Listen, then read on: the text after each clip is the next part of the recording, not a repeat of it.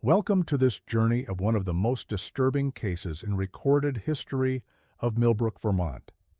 Before we begin, I invite you to leave a comment about where you're watching from and the exact time you heard this story. We're interested in knowing where and at what times of day or night these documented accounts arrive. In the autumn of 1934, researchers from Dartmouth College's newly established Department of Experimental Psychology received an unusual letter from Dr. Octavia Mendelsohn, a physician practicing in the remote town of Milbrook, Vermont. The letter, preserved in the university's archives until their reorganization in 1963, described what Dr. Mendelsohn called a phenomenon that defies conventional medical understanding involving a 47-year-old widow named Agnes Talbot. According to Dr. Mendelsohn's correspondence, Agnes possessed what locals had begun referring to as the ability. The nature of this ability was never explicitly defined in the initial reports, but subsequent investigations revealed a pattern of events surrounding Agnes that had quietly unsettled the small farming community of Milbrook for nearly 3 years. Milbrook, situated in the Connecticut River Valley approximately 15 miles south of White River Junction, was a town of fewer than 800 residents in 1934. The community was built around timber and dairy farming, with most families tracing their residence back 3 or 4 generations. It was precisely this insular nature that made the events surrounding Agnes Talbot so remarkable. In a place where everyone knew their neighbors' routines, where gossip traveled faster than the morning milk truck, Agnes had somehow managed to become both the center of attention and completely invisible at the same time. Agnes Whitmore had married Cornelius Talbot in 1908, when she was 21 and he was 34. Cornelius owned a modest farm on the outskirts of town, specializing in dairy cattle and seasonal vegetables. By all accounts, theirs was a quiet, unremarkable marriage. Agnes was described by contemporaries as reserved but pleasant, with dark hair that she kept pinned tightly and a habit of humming while she worked in her garden. She attended Sunday services at the Congregational Church, participated in the annual Harvest Festival, and maintained cordial relationships with the neighboring families. The Talbot farm consisted of approximately 60 acres of rolling pasture land and woodland, bisected by Deer Creek, which provided water for the cattle and powered a small mill wheel that Cornelius had installed for grinding feed. The farmhouse itself was a modest 2-story structure built in the 1870s, with a wraparound porch and a root cellar that extended beneath the entire foundation. The property was considered prosperous by local standards, though not wealthy, and the Talbots were respected members of the community's social hierarchy. Agnes's background before her marriage was unremarkable. She had been born in nearby Norwich and was the daughter of a blacksmith and a schoolteacher. Her education was superior to that of many women of her generation, as her mother had insisted that all her daughters learn to read and write proficiently. Agnes had worked as a seamstress and occasional tutor before her marriage, skills that she continued to use throughout her married life to supplement the farm's income. Those who knew Agnes during her married years described her as competent and reliable, though perhaps more introspective than was typical for women in the community. She was known to spend considerable time alone, often sitting on the porch in the evenings after the day's work was completed, watching the sunset and humming melodies that no one could identify. Cornelius seemed to appreciate this quiet nature in his wife, and their marriage was generally regarded as harmonious. Cornelius died suddenly in March of 1931, apparently from a heart ailment. Dr. Mendelsohn, who had attended to him in his final hours, noted in her medical records that the death was unexpected but not suspicious. Cornelius had shown no prior symptoms of cardiac distress, but such sudden deaths were not uncommon among men of his age who performed physical labor. The funeral was well attended, and Agnes received the community's sympathy with quiet dignity. However, even before Cornelius's death, there had been occasional incidents that, in retrospect, seemed to foreshadow what would come later. Isadora Fairchild, who lived on the adjacent farm, later told Dr. Mendelsohn about several occasions during the late 1920s when visits to the Talbot farm had left her feeling unusually tired or confused. "I'd go over to borrow something or bring news," Isadora recalled, "and I'd end up staying much longer than I intended, sometimes forgetting entirely what I'd come for in the first place." Lysander Goff, the local postmaster, remembered similar experiences when delivering mail or packages to the Talbot farm. "Agnes was always very gracious," he told investigators, "but there was something about talking to her that made time seem to stretch out strangely. I'd look at my pocket watch thinking maybe 10 minutes had passed, and it would be an hour later than I expected." These early incidents were so subtle and infrequent that no one thought to connect them or consider them significant. They were dismissed as the natural result of Agnes's hospitality and the pleasant atmosphere of the Talbot farm, which was known for its well-maintained gardens and comfortable parlor where neighbors were always welcome. What happened after Cornelius's death was so gradual that most residents didn't notice it at first. In the weeks following the funeral, several people mentioned feeling unusually tired after visiting Agnes to offer condolences. The visits themselves seemed normal, even comforting, but the after-effects were consistently troubling. Isadora Fairchild later told Dr. Mendelsohn that she had planned to bring Agnes meals twice a week, but found herself forgetting these visits with surprising regularity. "I'd put on my coat, pick up the covered dish, and then somehow find myself back in my own kitchen an hour later with no memory of leaving," she reported. "It happened so many times that I began to wonder if I was developing some kind of nervous condition." Others described similar experiences.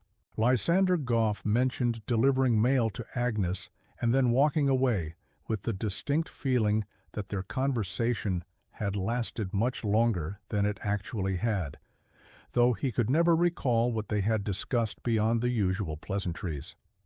The Methodist minister, Reverend Ptolemy Crane, noted in his personal diary that visits to comfort Agnes left him feeling spiritually drained in a way that other pastoral duties did not.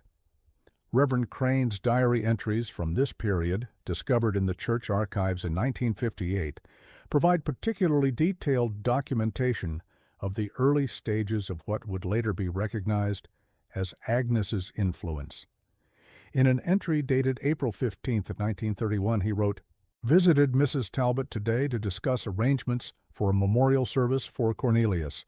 Found her in good spirits, considering her recent loss. We spoke for what seemed like a brief time about the service and about her plans for managing the farm alone. However, when I returned to the church, I discovered that I had been away for nearly 3 hours. Mrs. Henderson was quite concerned, as I had missed an appointment with the Missionary Society. I cannot account for the lost time, as our conversation seemed quite ordinary and brief." A later entry, dated May 2, 1931, reveals Reverend Crane's growing puzzlement. "Again visited Mrs. Talbot, this time to check on her spiritual well-being as she adjusts to widowhood. Once again, the visit seemed brief, but lasted much longer than expected. More troubling, I find that I cannot clearly recall the details of our conversation, though I remember feeling that it was quite important and meaningful at the time. I left with the intention of visiting again soon, though I cannot remember Mrs. Talbot actually requesting another visit." These early incidents were dismissed as the natural awkwardness that surrounds grief and loss. People told themselves that Agnes's sorrow was simply so profound that it affected those around her. The community response was to give her additional space and time to mourn, which ironically created the perfect conditions for what would happen next.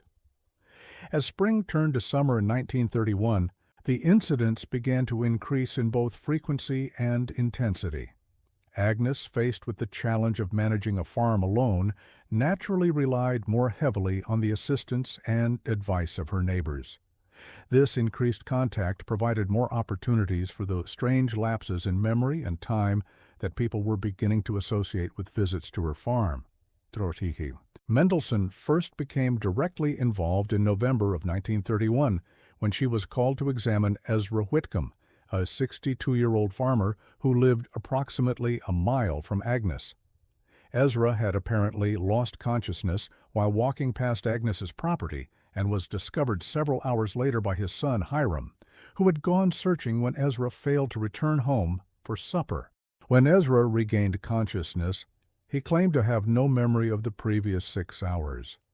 He remembered beginning his walk to town to purchase supplies at the general store, and he remembered being about halfway to town when he decided to stop and speak with Agnes about purchasing some of her late husband's farm equipment. His next clear memory was of his son shaking him awake beside the road, well past dark, with no supplies and no clear recollection of what had happened. Medical examination revealed no obvious cause for the episode.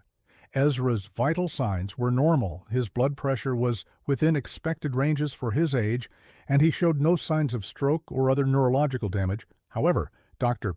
Mendelssohn noted that he seemed unusually lethargic and complained of a persistent sensation that he described as feeling hollowed out, like someone had scooped something important from inside my chest. More troubling was Ezra's account of his emotional state following the incident. "I feel like I've lost something precious," he told Dr. Mendelssohn, "but I can't remember what it was or when I lost it. It's not grief exactly, because I haven't lost anything real that I can identify. It's more like waking up from a beautiful dream and knowing it was important, but not being able to remember what it was about." Dr. Mendelssohn's initial diagnosis was heat exhaustion combined with possible dehydration, despite the fact that November weather in Vermont made such a condition unlikely. She prescribed rest and increased fluid intake, but privately she was puzzled by both the physical symptoms and Ezra's persistent emotional distress. More troubling was the pattern that began to emerge over the following months. Between November 1931 and June 1932, Dr. Mendelssohn treated 7 similar cases, all involving residents who had either visited Agnes or passed near her property. The symptoms were consistent: temporary loss of consciousness or extreme disorientation, followed by profound fatigue that lasted for days or sometimes weeks. None of the affected individuals could clearly recall what had happened during their lost time. The second case involved Cordelia Ashworth, a traveling seamstress who had no prior knowledge of the local situation. In July of 1932, Cordelia arrived in Milbrook to take orders for winter clothing. She rented a room from the widow Henderson and spent 3 days visiting farms throughout the area to measure customers and display her fabrics. According to Cordelia's statement to Dr. Mendelssohn, her visit to Agnes's farm was unlike any other professional call she had made during her career. "I knocked on the door around 2 in the afternoon," she later wrote. "Mrs. Talbot invited me in and offered me tea, which I accepted gratefully as the weather was quite warm. We sat in her parlor while I showed her fabric samples and took measurements for a winter dress she wished to commission." Cordelia's account continued. "Everything seemed normal at first. Mrs. Talbot was a pleasant customer, showing genuine interest in the fabrics and asking thoughtful questions about construction and care. But gradually I began to feel very strange. It was as if the room was becoming larger and I was becoming smaller. Mrs. Talbot kept talking, but I couldn't understand her words anymore. They seemed to be coming from very far away, even though she was sitting right across from me." The seamstress described an increasingly surreal experience. "I remember looking at her hands while she spoke. They were perfectly ordinary hands, but watching them move became fascinating in a way I can't explain. I felt like I could watch them forever and never be bored. The sound of her voice became like music, and I found myself agreeing with everything she said, even though I couldn't understand the words anymore." Cordelia's next clear memory was of Agnes gently shaking her shoulder and telling her she had dozed off. Mrs. Talbot was very apologetic, saying that her parlor was quite warm and that visitors often found it relaxing. She offered me more tea and suggested I rest a bit longer before continuing my journey. I declined, gathered my things quickly, and left as soon as I could manage it politely. However, when Cordelia returned to her boarding house, she discovered several puzzling discrepancies. Her coin purse was lighter than it should have been, though she couldn't remember Agnes paying her for any work. More troubling, her order book contained detailed notes about a winter dress commission that she had no memory of discussing, complete with measurements and fabric choices written in her own handwriting. What made Cordelia's testimony particularly valuable was her outside perspective. Unlike the local residents, she had no emotional investment in protecting Agnes or maintaining community harmony. Her description of the visit was clinical and detailed, providing Dr. Mendelsohn with the first clear account of what actually occurred during these mysterious episodes. Cordelia also noticed details that the local residents, familiar with Agnes and her home, had not thought to mention. Mrs. Talbot's parlor had an unusual quality to the light, she reported. Even though it was a bright afternoon, the room seemed dimly lit, as if the windows were covered with gauze. The air felt thick, almost viscous, and sounds from outside seemed very distant. Most peculiar was the way time seemed to behave in that room. I could have sworn I was there for no more than 30 minutes, but when I emerged, the sun had moved considerably across the sky. Based on Cordelia's statement and her own growing concerns, Dr. Mendelsohn began conducting discreet interviews with other affected residents. What she discovered was a pattern of memory loss combined with a peculiar form of suggestibility that seemed to occur only in Agnes's presence. People would arrive at Agnes's farm with specific intentions, but would leave having done or said things they never intended. Money would change hands for unclear reasons. Agreements would be made that no one could later explain. Minerva Blackstone, an elderly widow who lived alone on a farm adjacent to Agnes's property, provided one of the most detailed accounts of these mysterious transactions. Minerva told Dr. Mendelsohn that she had visited Agnes in March of 1932 with the intention of discussing the boundary line between their properties, which had become unclear following recent flooding that had altered the course of Deer Creek. I went over there with my father's old survey map and my own records of where the boundary had always been, Minerva recalled. I was prepared to be quite firm about it because I suspected that Agnes might be allowing her cattle to graze on my land. But somehow during our conversation, I ended up agreeing to sell her a strip of my best pasture land for considerably less than it was worth. Minerva's confusion was evident as she continued, I can't explain how it happened. I remember sitting in her parlor, looking at the maps, and then the next thing I knew I was agreeing to the sale and accepting her down payment. It wasn't until I got home and really looked at what I had agreed to that I realized how little sense it made. But the agreement was written in my own hand, and I had accepted the money, so I felt obligated to honor it. Most disturbing was Minerva's description of her emotional state during and after the visit. While I was in that parlor, the sale seemed like the most reasonable thing in the world. I felt genuinely fond of Agnes and wanted to help her with her farming difficulties. But once I got home, I couldn't understand why I had felt that way. I barely knew the woman, and I certainly had no reason to sacrifice my own financial interests for hers. Similar accounts emerged from other residents. Lysander Goff discovered that he had agreed to provide free postal services to Agnes, including personal delivery of her mail and packages, despite the fact that such arrangements were against postal regulations. Isadora Fairchild found herself committed to providing Agnes with weekly food deliveries using her own ingredients and labor, for no compensation beyond Agnes's gratitude. Most disturbing was the physical evidence Dr. Mendelsohn began to document. The affected individuals showed signs of prolonged stress despite having no conscious memory of stressful events. Their blood pressure was elevated, their heart rates were irregular, and several complained of persistent headaches that began after their visits to Agnes and lasted for weeks. It was as if their bodies remembered something traumatic that their minds could not access. Dr. Mendelsohn also noted that the affected individuals seemed to age more rapidly than would be expected. Photographs taken before and after their encounters with Agnes showed visible changes in their appearance, particularly around the eyes and mouth, that suggested physical exhaustion or depletion. This was especially pronounced in individuals who had multiple interactions with Agnes over an extended period. In September of 1932, Dr. Mendelsohn decided to visit Agnes herself, but she took precautions that none of the previous visitors had considered. She brought her medical bag and told her assistant, Nurse Patience Caldwell, exactly when she expected to return.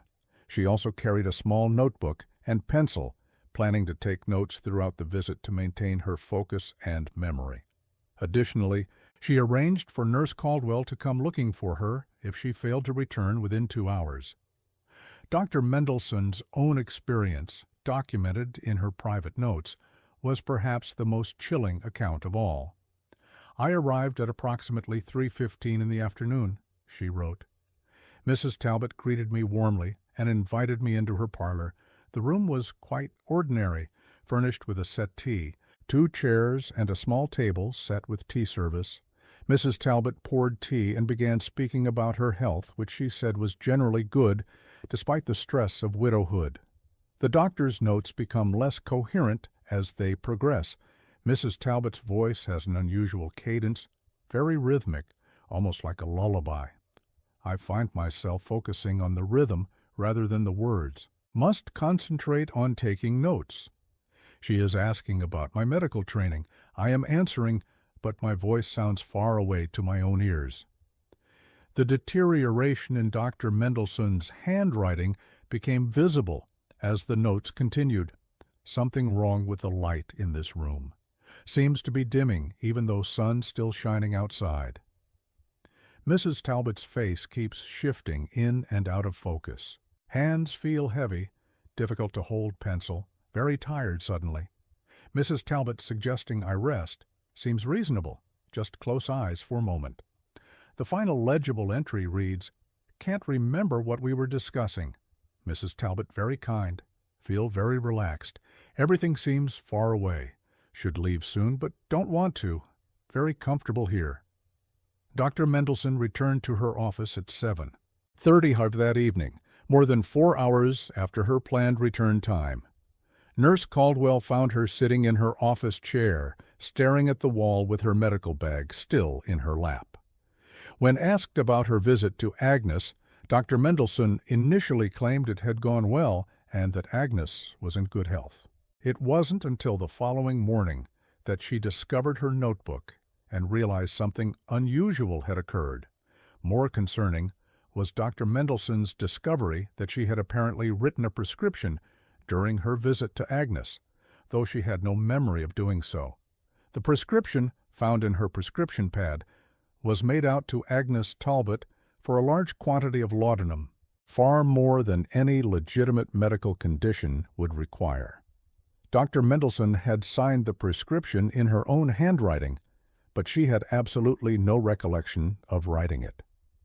Even more troubling was the discovery that Dr. Mendelsohn had apparently agreed to provide Agnes with regular medical consultations at no charge, despite the fact that Agnes showed no signs of illness requiring ongoing care. The agreement was documented in Dr. Mendelsohn's own appointment book written in her handwriting and scheduled for weekly visits extending 6 months into the future. This discovery prompted Dr. Mendelsohn to contact her colleagues at Dartmouth College. The case seemed to require investigation beyond what a small-town physician could provide. In October of 1932, a research team led by Dr. Thaddeus Grimshaw arrived in Milbrook to conduct what they termed a preliminary study of unusual psychological phenomena. Dr. Grimshaw was a respected professor of experimental psychology who had studied under some of the pioneering researchers in the field of hypnosis and suggestion. His team included Dr. Cornelius Blackwood, a specialist in abnormal psychology, and Dr. Peregrine Whitfield, whose expertise was in what was then called psychical research, the scientific investigation of phenomena that seemed to operate outside conventional psychological understanding. The research team spent 6 weeks in Milbrook, interviewing residents and attempting to observe Agnes directly. Their methods were necessarily limited by the technology and understanding of the era, but their report, filed in December of 1932, documented several remarkable findings that challenged conventional psychological theory. First, the team confirmed that the memory loss experienced by Agnes's visitors was genuine and not simply the result of suggestion or social pressure. Using rudimentary psychological tests available at the time, they established that affected individuals showed signs of what would now be recognized as dissociative episodes. The memory gaps were specific and consistent, always involving the period of direct interaction with Agnes.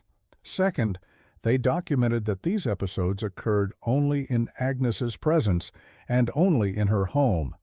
Encounters with Agnes in public spaces, such as the church or the general store, produced no unusual effects. The researchers hypothesized that something about Agnes's home environment might be contributing to the phenomenon, though they were unable to identify any specific environmental factors that could account for the observed effects. Third, and most significantly, the team discovered that Agnes herself seemed to have no conscious awareness of her effect on others. When questioned about the visits that had resulted in memory loss, Agnes provided detailed, consistent accounts that differed dramatically from what the visitors remembered. According to Agnes, her conversations were always brief and unremarkable.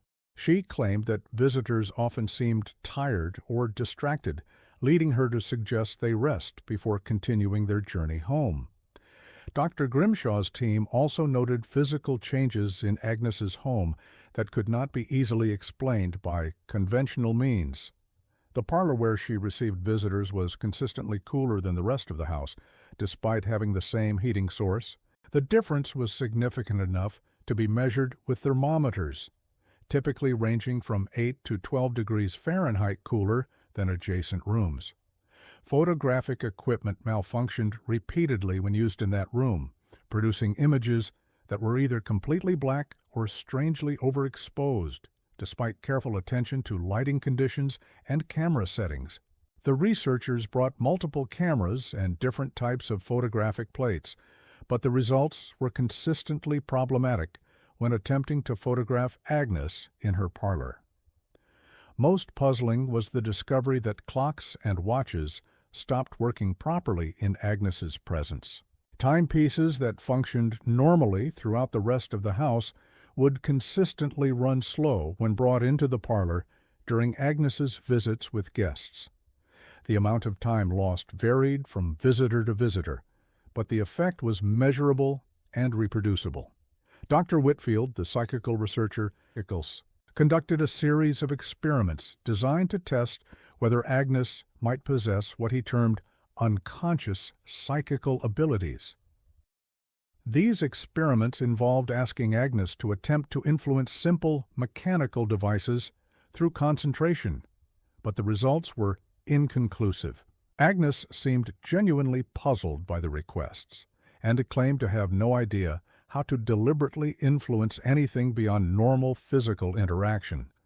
However, Dr. Whitfield did document several incidents of apparent unconscious influence during his observations. On one occasion, while interviewing Agnes about her daily routine, he noted that a wind-up clock on the mantelpiece gradually slowed and eventually stopped during their conversation, despite having been fully wound that morning. When he mentioned this to Agnes, she seemed surprised and immediately went to rewind the clock, which then functioned normally for the remainder of his visit. The research team's final report submitted to Dartmouth College in January of 1933, raised more questions than it answered. Dr. Grimshaw wrote, "We have documented a genuine phenomenon that appears to center around Mrs. Agnes Talbot and her interactions with community members. The consistency of reported experiences, combined with physical evidence of psychological distress in affected individuals, suggests something beyond mere coincidence or suggestion. However, we have been unable to identify any mechanism by which Mrs. Talbot might be producing these effects, nor does she appear to be deliberately causing them." The report continued, "Mrs. Talbot herself remains an enigma. She demonstrates no obvious signs of mental illness or deception. Her responses to questioning are consistent and apparently truthful. She expresses genuine concern for the well-being of her visitors and seems distressed when informed that they have experienced difficulties after leaving her home. If she is somehow responsible for these incidents, she appears to be as much a victim of her condition as those who visit her." Dr. Grimshaw's team recommended further study, but they also noted the ethical complications involved in continuing research that might expose additional individuals to potential harm. They suggested that any future investigations should focus on understanding Agnes's condition rather than on documenting its effects on others. Following the publication of Dr. Grimshaw's preliminary report, Agnes's situation in Milbrook became increasingly precarious. Word of the investigation had spread throughout the community, and many residents who had previously attributed their strange experiences to natural causes began to view Agnes with suspicion and fear. The social isolation that had developed naturally after her husband's death now became deliberately enforced by her neighbors. The change in community attitude was gradual but unmistakable. Merchants began refusing to serve Agnes, claiming that her presence disrupted their other customers. The local blacksmith, Tobias Ashford, told anyone who would listen that Agnes had once visited his shop and somehow convinced him to forge her a set of unusual iron implements for no payment, though he could not remember what the implements were intended for or where they had gone after completion. By the spring of 1933, Agnes was effectively ostracized from the community. Local merchants refused to serve her, forcing her to travel to neighboring towns for supplies. The church congregation, while not formally barring her attendance, made their discomfort clear through cold silences and turned backs. Agnes continued to attend services, sitting alone in the back pew, but her presence created a palpable tension that affected the entire congregation. Reverend Crane's diary entries from this period reveal the difficulty of the situation from a pastoral perspective. In an entry dated April 10, 1933, he wrote, "The congregation's treatment of Mrs. Talbot troubles my conscience, yet I cannot deny that her presence creates unease that disrupts our worship. Several parishioners have requested that I ask her to worship elsewhere, but I cannot in good conscience exclude anyone from God's house without clear evidence of wrongdoing." A later entry, dated May 15, 1933, shows Reverend Crane's internal conflict. Spoke privately with Mrs. Talbot after services today, she is clearly aware of the congregation's hostility and asked directly whether I believed the accusations against her. I found myself unable to give her a clear answer, partly because I'm not certain what the accusations truly are, and partly because my own experiences with her are so confusing that I cannot trust my own judgment. The Reverend's struggle with the situation was evident in his final entry about Agnes, dated May 30, 1933. "I fear I have failed Mrs. Talbot in her time of need. Whatever the truth about her condition, she is clearly suffering from the community's rejection. Yet I also cannot deny that my own interactions with her leave me feeling drained and confused in ways that other pastoral duties do not. I find myself avoiding opportunities to counsel her, which is a dereliction of my Christian duty, regardless of the circumstances." It was during this period of isolation that the most disturbing incident occurred. In June of 1933, Minerva Blackstone, the elderly woman who lived alone on a farm adjacent to Agnes's property, was found dead in her home 3 days after failing to appear at her weekly church attendance. Dr. Mendelssohn's examination revealed that Minerva had died of apparent natural causes, specifically heart failure, which was not unusual given her advanced age and history of cardiac problems. However, the circumstances surrounding Minerva's death raised troubling questions. According to neighbors, Minerva had been increasingly vocal about her suspicions regarding Agnes and had publicly stated her intention to confront that woman about what she's been doing to people. Several witnesses heard Minerva declare at the church social the week before her death that she planned to demand that Agnes return the money from their land transaction, which Minerva had come to believe had been obtained through some form of trickery. Minerva was last seen alive on the afternoon of June 18, 1933, walking determinedly in the direction of Agnes's farm. Hiram Whitcomb, who was working in his fields at the time, later told the sheriff that he had watched Minerva march up Agnes's front path and knock vigorously on the door. According to Hiram, Agnes answered the door and the two women spoke briefly on the porch before Minerva followed Agnes inside the house. Hiram continued working in his field for several hours, occasionally glancing toward Agnes's house. He noticed that Minerva's distinctive blue shawl was hanging on Agnes's porch railing, which struck him as odd because Minerva was known to be extremely careful with her possessions and would not normally leave a valuable item unattended. However, he assumed that the women were having a lengthy conversation and thought nothing more of it until Minerva failed to appear at church that Sunday. When questioned by the county sheriff, Agnes claimed that Minerva had never visited her that day. She provided a detailed account of her activities that afternoon, which included working in her garden and preparing preserves in her kitchen. Agnes's story was consistent and delivered without apparent deception, but several neighbors reported seeing Minerva walking toward Agnes's property, and none remembered seeing her return. The sheriff's investigation was hampered by the lack of direct evidence and the community's complicated relationship with Agnes. Most residents were reluctant to speak openly about their experiences, partly from fear and partly from embarrassment at their own memory lapses. The official conclusion was that Minerva had died of natural causes, possibly while walking home from an intended visit to Agnes that may not have actually occurred. However, Dr. Mendelssohn's examination of Minerva's body revealed several puzzling details that were not included in the official report. Minerva's hands showed signs of recent soil contact, despite the fact that she had not been known to do gardening work in the weeks before her death due to arthritis in her joints. More puzzling were traces of an unusual soil composition under her fingernails that did not match the earth around her own property. Additionally, Minerva's body showed signs of extreme dehydration, which was inconsistent with the timeline of her death and the weather conditions during the period when she was last seen alive. Dr. Mendelssohn noted that the dehydration appeared to be chronic rather than acute, as if Minerva had been gradually losing bodily fluids over an extended period rather than experiencing a sudden medical crisis. Most disturbing was the expression on Minerva's face when her body was discovered.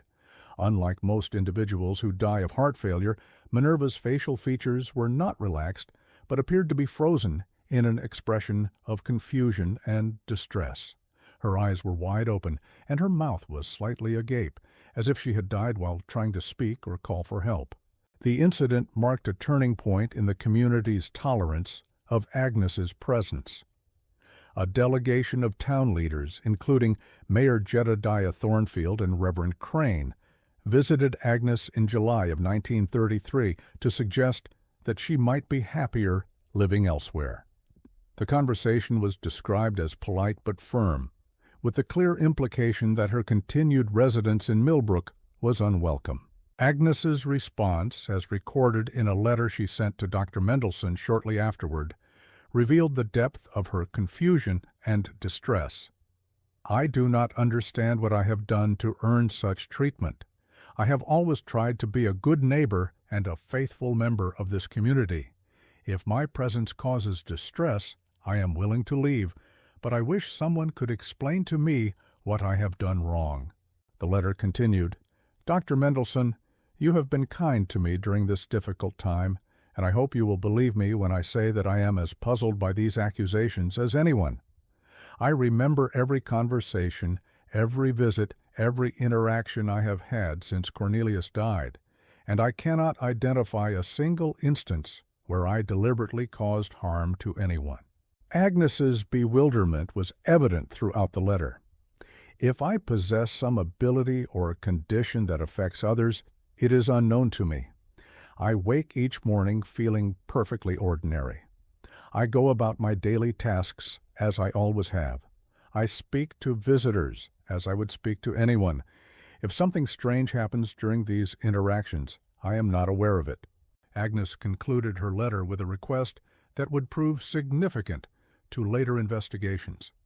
"I have decided to keep a detailed diary of my daily activities, including all interactions with others. Perhaps if I record everything as it happens, some pattern will emerge that I have been unable to see. I am also planning to leave Milbrook before the end of summer, but I hope that my departure will not end the search for understanding of what has happened here." Agnes left Milbrook in late August of 1933, selling her farm to a consortium of local farmers for significantly less than its assessed value. Her destination was unknown to the community, and most residents were content to let her disappear without further investigation. However, Dr. Mendelsohn maintained correspondence with Agnes for several months after her departure, and these letters provide insight into what happened next. According to her correspondence, Agnes initially settled in a boarding house in Brattleboro, Vermont, approximately 30 miles southeast of Milbrook. She had hoped that a change of location would allow her to start fresh and perhaps determine whether her problems were specific to her interactions with Milbrook residents or represented a more general condition. However, within 6 weeks of her arrival in Brattleboro, Agnes was writing to Dr. Mendelsohn about familiar symptoms affecting new acquaintances. "The woman who runs the boarding house, Mrs. Carmichael, has begun acting strangely around me," Agnes wrote in October of 1933. "She was initially quite welcoming, but now she seems confused whenever we speak. Yesterday she asked me the same question 3 times in the span of 5 minutes, and each time she seemed surprised by my answer, as if hearing it for the first time." Agnes's diary from this period, which was eventually recovered and studied, reveals a woman struggling to understand her own condition while watching it destroy her attempts to build a normal life. Her entries are meticulous, recording every conversation and interaction with almost scientific precision. However, the diary also reveals a gradual deterioration in Agnes's mental state as she became increasingly convinced that she was somehow responsible for the suffering of others without being able to control or understand her influence. A particularly troubling entry from November 1933 reads, "Spoke with Mrs. Carmichael about the rent payment this morning. She agreed that I could pay on the 15th instead of the 1st due to my delayed banking arrangements. However, when I attempted to pay on the 15th, she insisted that I had never spoken to her about this and demanded the standard late fee. When I reminded her of our conversation, she became quite agitated and claimed no memory of it." The entry continued, "I paid the fee without argument, as I have learned that pursuing such discussions only causes more distress for everyone involved. But I am becoming convinced that there is something fundamentally wrong with the way I interact with other people. Every conversation seems to leave the other person confused or upset in ways they cannot explain." Agnes's growing isolation was evident in subsequent diary entries. "I have begun to avoid unnecessary conversations with other residents of the boarding house. When I must speak with Mrs. Carmichael or the other boarders, I try to keep the interactions as brief as possible. This seems to reduce the confusion and distress that others experience, but it also means that I am becoming increasingly solitary. Or the diary entries become increasingly erratic as winter approached.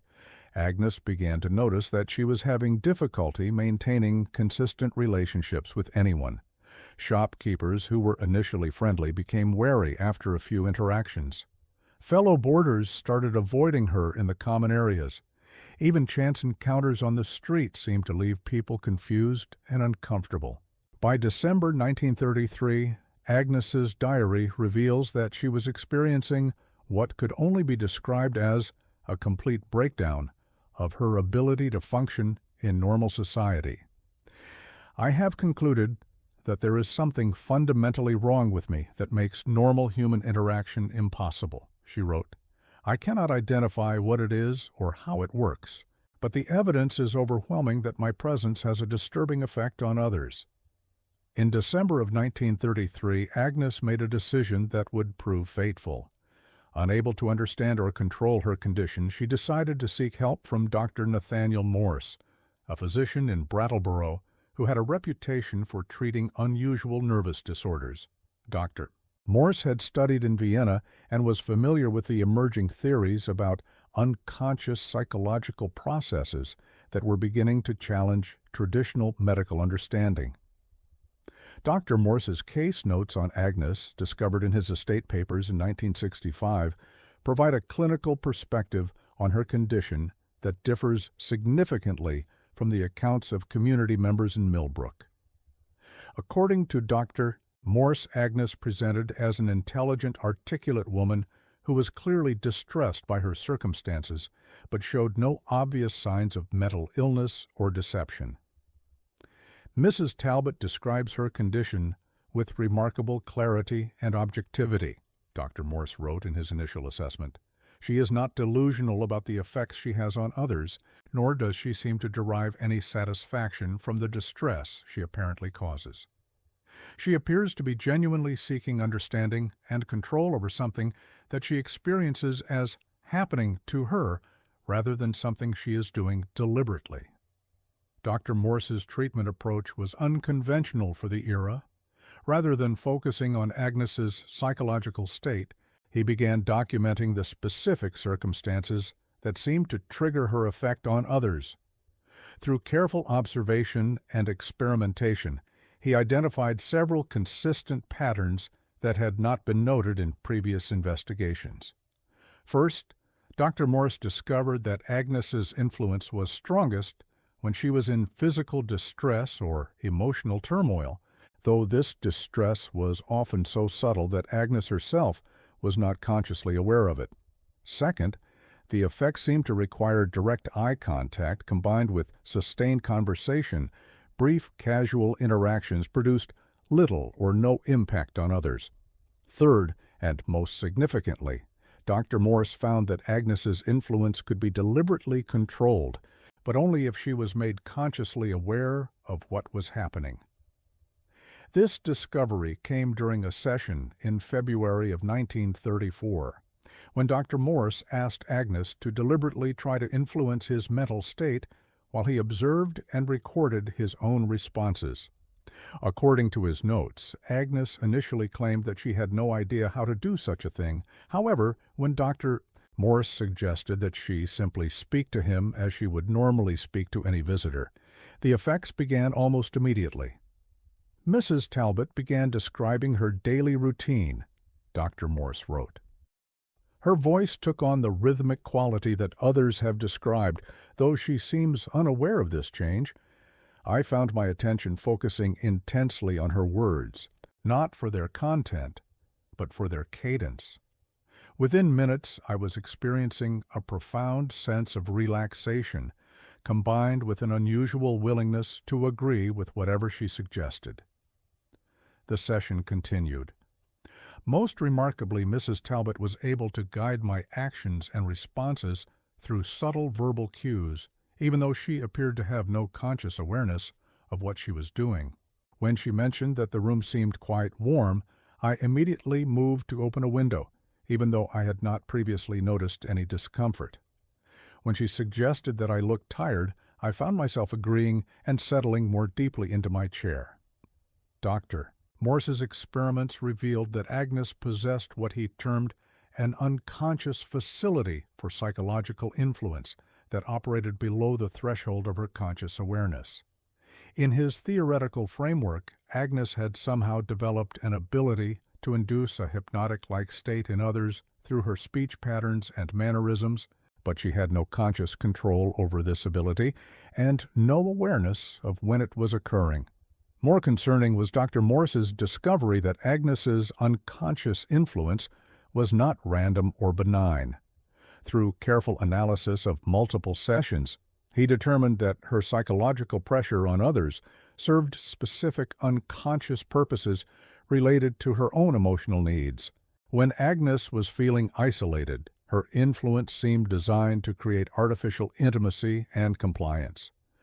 When she was anxious about financial matters, her sessions often resulted in others offering money or gifts. Most disturbing was Dr. Morse's observation that Agnes's condition was progressive. The longer she remained in a situation where she unconsciously fed off the psychological energy of others, the stronger her influence became, and the more dependent she became on that external energy source.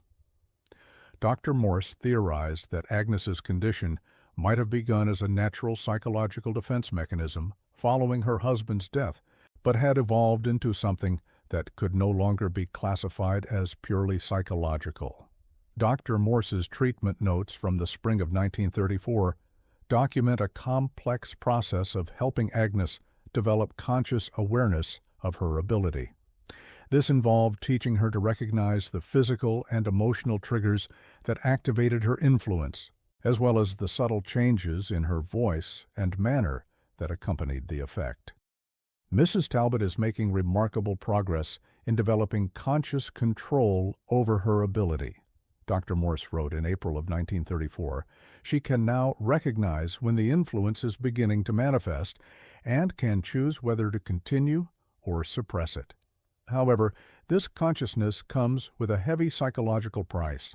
The psychological cost Dr. Morse referred to was Agnes's growing awareness of the extent to which she had unconsciously manipulated others throughout her adult life. As she learned to recognize her own patterns of influence, she began to question every relationship she had ever had, including her marriage to Cornelius. Mrs. Talbot has begun to wonder whether her husband truly loved her or was simply under her unconscious influence for the 23 years of their marriage, Dr. Morse noted. She questions whether any kindness she has ever received was genuine or artificially induced. The possibility that she has lived her entire adult life without ever experiencing authentic human connection is devastating to her sense of identity and worth. As Agnes's conscious awareness of her ability increased, so did her conscious guilt about its effects on others. Dr. Morse noted that she became increasingly reluctant to practice the control techniques he was teaching her, because doing so required her to deliberately use the very ability that had caused so much harm. Agnes also began to express the belief that the only ethical choice available to her was complete isolation from human contact. "Even if I can control this ability," she told Dr. Morse during a session in July of 1934, "I can never eliminate the risk that a moment of weakness or inattention will cause harm to innocent people. How can I live among others knowing what I am capable of doing to them?" Dr. Morse's final notes on Agnes's treatment, dated August of 1934, reveal that the therapy had achieved its technical goal of giving Agnes conscious control over her psychological influence, but had failed to provide her with a viable path forward. Agnes could now recognize when she was affecting others and could consciously choose whether to continue or stop the influence. However, the knowledge of what she was capable of doing, combined with her awareness of the harm she had already caused, had left her psychologically shattered. Agnes had become convinced that her very existence posed a threat to others that could not be adequately controlled through conscious effort alone. The last documented contact with Agnes was a letter she sent to Dr. Mendelssohn in September of 1934. In this letter, Agnes thanked the doctor for her kindness during the difficult period in Milbrook and explained her decision to permanently withdraw from society. "I have learned to control the ability that has caused so much suffering," Agnes wrote. "But I have also learned that the ability cannot be eliminated entirely. As long as I live among other people, there will always be the risk that a moment of weakness or inattention will cause harm to innocent individuals." Agnes continued, "Dr. Morse has taught me that what I possess is neither supernatural nor evil, but it is dangerous nonetheless. I am like someone who carries a contagious disease that shows no symptoms in the carrier but can devastate those who are exposed to it. The only responsible choice is quarantine, and I have made peace with that decision." The letter concluded with a request that proved prophetic: "Please do not attempt to find me or continue correspondence. I have chosen a life of solitude in a place where my condition cannot harm others. It is not the life I would have chosen, but it is the life that my circumstances require. I hope that someday the study of conditions like mine will advance to the point where others will not have to make the choice I have made." Dr. Mendelssohn attempted to trace Agnes through Dr. Morse, but the doctor claimed to have no knowledge of Agnes's final destination. According to his statement to Dr. Mendelssohn, Agnes had simply left the cabin where she had been staying one morning in September of 1934, leaving behind a note thanking him for his help, but providing no indication of where she was going or what she planned to do. The investigation into Agnes's disappearance was minimal, as there was no evidence of foul play and no family members to advocate for a more thorough search. Agnes had essentially chosen to vanish, and the authorities saw no reason to expend resources tracking down someone who clearly wished to remain hidden. However, over the following decades, there were occasional reports from remote areas of New England that suggested Agnes might not have completely disappeared. These reports followed a consistent pattern: sightings of a solitary woman living in extreme isolation, always polite but refusing to provide personal information, always careful to limit her contact with others. In 1936, a fire tower operator in northern New Hampshire reported regular contact with a woman who matched Agnes's description, living alone in a cabin deep in the White Mountain National Forest. The operator, whose job required him to maintain radio contact with various remote locations, described the woman as intelligent and well-spoken, but noted that their conversations were always brief and formal. She would come by the tower every few weeks to trade for supplies, the operator later told investigators. She always had something to offer in trade, usually preserves or knitted goods that were of exceptional quality, but she never stayed long, and she seemed very careful about how much she said or how long she looked directly at you. The operator also noted that the woman had an unusual effect on the wildlife around the tower. Birds would go silent when she approached, and dogs would become very calm and docile in her presence. It wasn't that they were afraid of her exactly, but they acted differently than they did around other people. Similar reports surfaced sporadically throughout the 1940s and 1950s, always from isolated areas where a solitary woman had been seen living alone, trading occasionally for supplies, but avoiding sustained contact with others. None of these reports could be confirmed as referring to Agnes, but they followed a consistent pattern that aligned with her stated intention to live in complete isolation. The most intriguing potential sighting was reported in 1952 by a research team studying wildlife in the remote sections of Maine's Allagash Wilderness.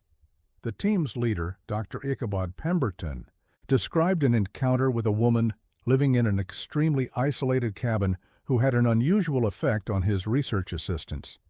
According to Dr. Pemberton's report, the woman was approximately 65 years old, well-spoken, and clearly educated, but she refused to provide her name or any details about her background.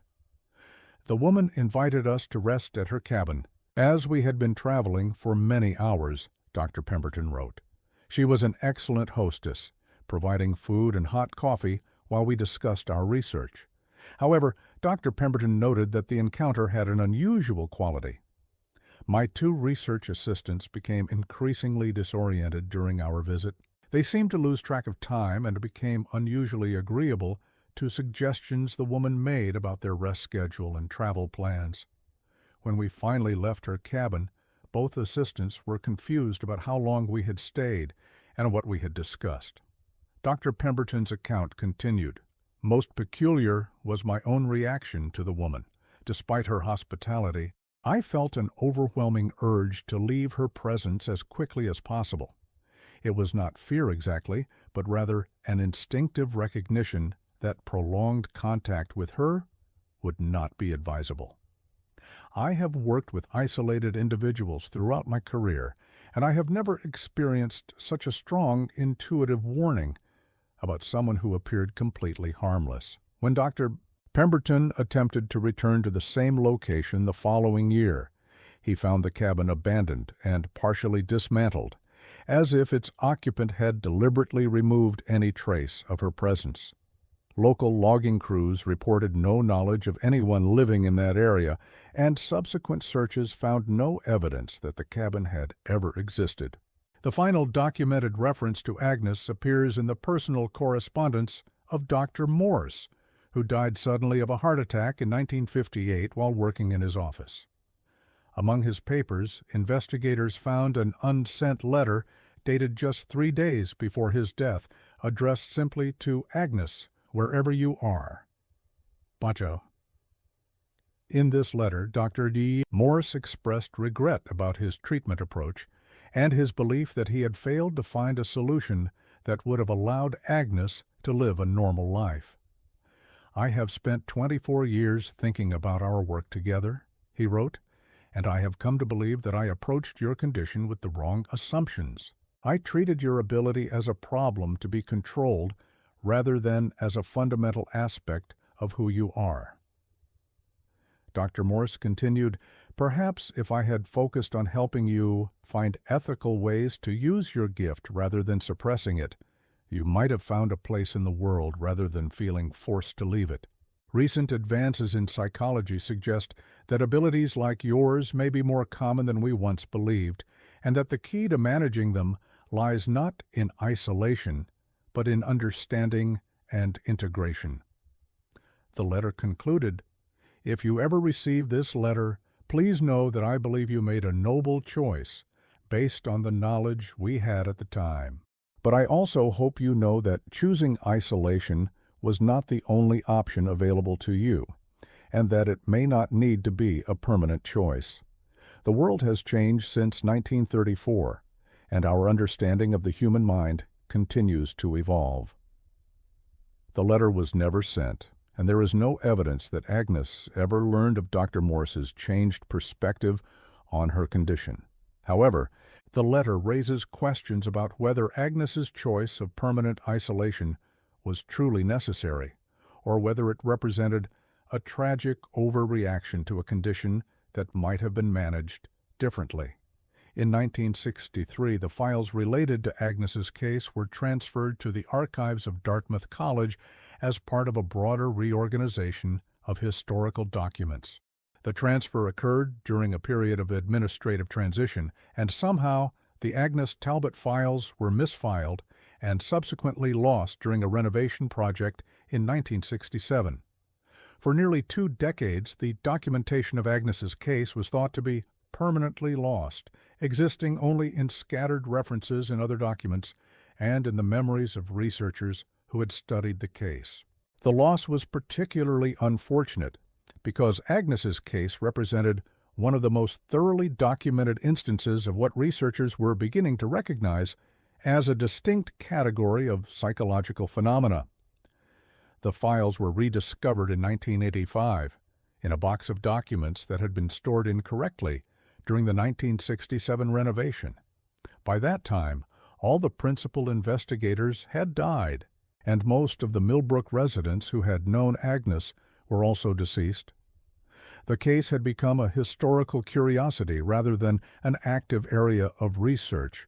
Dr. Miranda Thornfield, a psychologist at Dartmouth who studied the recovered files in 1985, noted that Agnes's condition closely resembled what modern psychology would classify as a form of unconscious hypnotic influence combined with what might now be understood as a psychological dependency disorder. Dr. Thornfield theorized that Agnes had developed an extreme form of emotional dependency following her husband's death, and that her psychological need for connection had manifested as an unconscious ability to influence others in ways that served her emotional requirements. However, Dr. Thornfield also noted that Agnes's case possessed elements that did not fit neatly into any recognized psychological framework. Mrs. Talbot's case raises questions about the boundaries between psychological and physiological phenomena, Dr. Thornfield wrote in her analysis. While her condition appears to have had psychological origins and mechanisms, its effects on others were too consistent and measurable to be dismissed as purely suggestive or psychosomatic. There may have been neurological or biochemical components to her ability that we do not yet understand. Dr. Thornfield's research was cut short when she left Dartmouth in 1987 to accept a position at a private research institution. Her notes and preliminary findings were archived with the rest of the Agnes Talbot files, where they remain today, available to researchers but rarely consulted. The story of Agnes Talbot raises uncomfortable questions about the nature of human psychological influence and the boundaries of individual responsibility. If Agnes's ability was genuine, as the evidence suggests, then her choice to isolate herself permanently from human contact represented both a profound personal sacrifice and an ethical decision that few people would have the courage to make. Perhaps more disturbing is the possibility that abilities similar to Agnes's might be more common than we recognize, operating below the threshold of conscious awareness in individuals who have no idea of their influence on others. How many unexplained incidents of confusion, memory loss, or uncharacteristic behavior might be attributed to unconscious psychological influence rather than to more conventional causes. The town of Milbrook still exists, though it is now much smaller than it was in Agnes's time. The farm where she lived with her husband was eventually subdivided and developed, but the original farmhouse remained standing until 1967, when it was destroyed in a fire that local investigators never adequately explained. According to the fire department report, the blaze began simultaneously in multiple rooms throughout the house, despite the absence of any obvious ignition source. The fire burned with unusual intensity, completely consuming the structure and everything in it within a matter of hours. Most puzzling was the fact that the fire did not spread to any of the surrounding vegetation or structures, despite dry conditions and strong winds that should have carried the flames. Local residents occasionally mentioned strange experiences in the area where Agnes's house once stood. These reports typically involve feelings of disorientation or confusion that seem to occur without any obvious cause.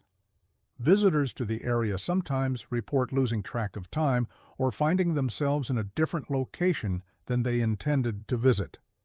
These incidents are generally dismissed as coincidence or imagination, but they persist with enough consistency to suggest that some traces of the past might linger in that place. Whether these experiences are related to Agnes's former presence or represent some other phenomenon entirely remains unknown. In the summer of 1989, a historical society researcher visited Milbrook to investigate the Agnes Talbot case as part of a broader study of unusual historical incidents in Vermont.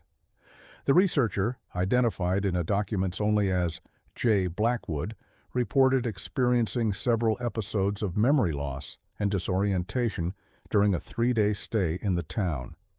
According to J. Blackwood's report, filed with the Vermont Historical Society, the episodes began on the first day of the visit while interviewing elderly residents about their memories of Agnes.